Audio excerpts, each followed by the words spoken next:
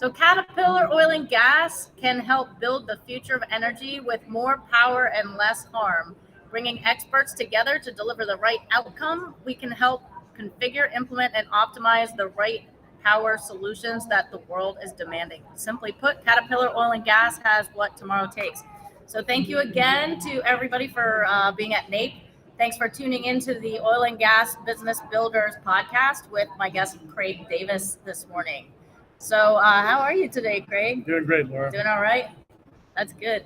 So I convinced Craig at the last minute this morning to come join me here on my podcast. So I'm very grateful that you were able to take time out of your NAPE schedule. I know you've probably got a lot of people to visit today. But this is pretty exciting. There's a pretty good crowd here, I think, today at NAPE. And so I think you're going to meet some great people, have a great day. Yeah, we're looking forward to it. So let me tell you a little bit about Craig. Craig and I actually used to work together. I worked for Craig for maybe about 4.5 years. Right. Back when I was a young whippersnapper. But Craig, at the time I worked for him, I was working with him in his company called INEXS. And INEXS actually helps people with acquisitions and divestitures, with screening deals, packaging deals. And so we actually, went to NAPE. Well, I went to NAPE with Craig quite a few times. And Craig also is involved with CHP Works. Yes. And they sell small turbo refineries with gas turbine electrical power generation for remote locations around the world. And the CHP Works modular refinery system is the perfect solution for remote oil fields with unstable or undependable electricity, high pipeline costs or losses, and expensive diesel and marine fuel prices from remote refinery. He's also involved with active iron energy management strategy.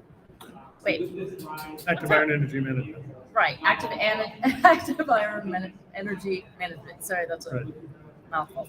So Craig, I actually remember talking to you about the CHP Works. That's pretty interesting. How's that going? It's an amazing concept. I'm a partner with two other gentlemen, Randy Stubbs and Doug Swain, and Sue Swain, his wife Sue Swain.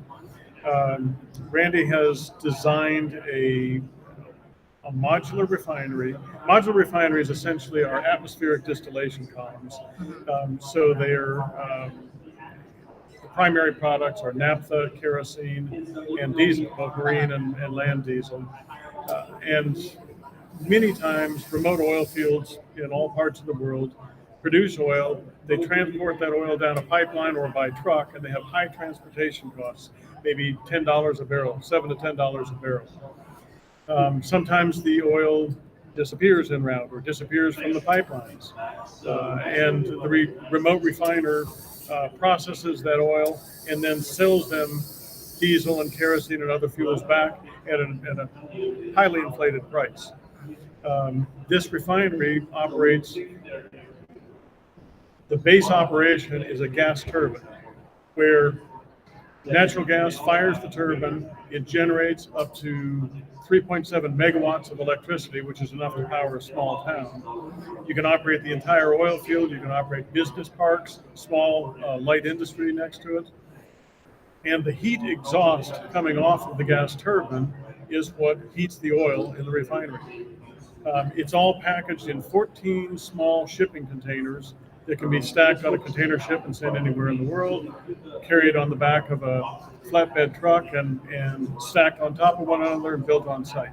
It can be taken apart and moved to another location. So it really solves refinery and fuel and electrical issues in many of the remote parts of the world. Oh, wow. Yeah, that's pretty impressive that you can take a refinery and pretty much put it in boxcars and ship it anywhere in the world. That's incredible. Right.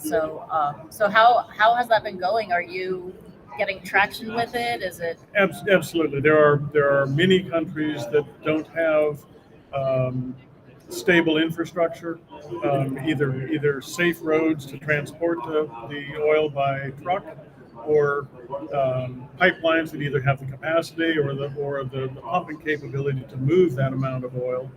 And as previously pointed out, the operator of the oil field tends to lose a lot of money by only selling the crude oil, and then they buy back the refined product at a relatively high price. Typically, these refineries can be built and delivered in 16 to 18 months, and will pay back in 2.5 to 3 years. So it's a perfect solution for the right remote oil fields. If you're in a country like the United States with strong infrastructure, pipelines, etc., it's probably not a good solution. Although there are certain areas where there's some very remote fields with high transportation costs. There are also areas in the United States where there's very limited electricity. Wow. Yeah, I've definitely been to some of those places. So, Greg, this is how many businesses have you started or been involved with starting now? Probably at least a dozen. At least a dozen. And most of them failed. But Well, most of Thomas Edison's light bulbs also failed. So. I mean, if you have and that's I suppose that's part of our discussion today is deciding what ideas make sense and what ideas are have the right opportunity to be successful, and then concentrating your efforts on those. Yeah. So my first company was INEXS, where you and I worked together. INEXS is still operational. It is primarily an engineering firm providing asset valuations and analyses for capital providers, for banks, private equity, private debt, etc. We still do some geoscience work, but it's almost all engineering. Active Iron Energy is designed to be a management team to manage producing assets, and then CHP works, of course, as the refinery system. So, what would you say, how would you say that you think of deals, like when you're starting to conceptualize a new business, or how do you come to those ideas, or how do you think of that, or is it just like you meet people and it's maybe based on network or based on needs that you observe, or like how do you come up with the ideas for your business?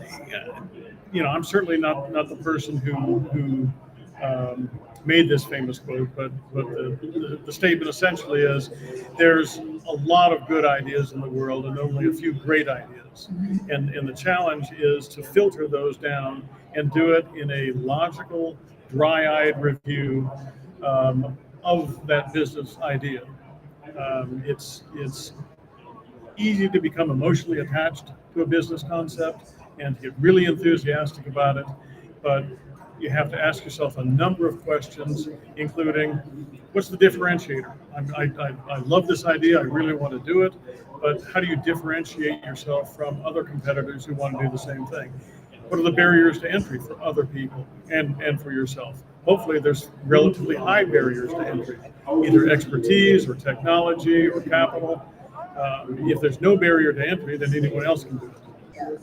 So that's one of the greatest challenges for an entrepreneur is to do a level-headed analysis of the opportunity and decide if you want to move forward. So that's a really good point. You want to come up with an idea that is unique, is different, and everybody else can't just get in and do it.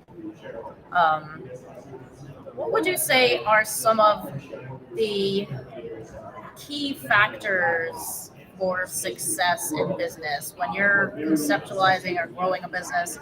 We talked about how you evaluate whether it's a good idea first. Once you get into it, then what do you do? Probably the next two great challenges. The first one is if you have a business idea, you probably have already developed a pretty good idea of who your first client is going to be. The challenge is who's going to be your second and third client.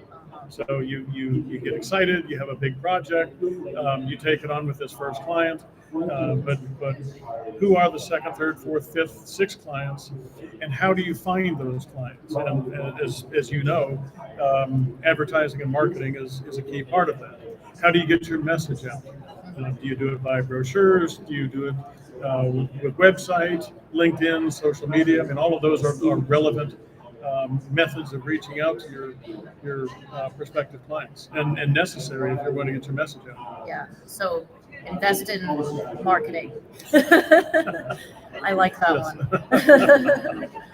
Yeah. And so you've got a couple businesses now. You've got INEXS. Yes. You're still plugging away with INEXS, and you're still growing CHP Works. Yes.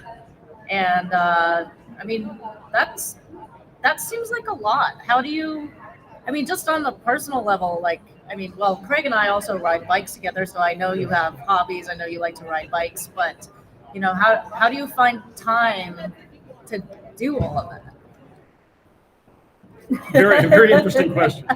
I think for many businesses, there is a lot of wasted time.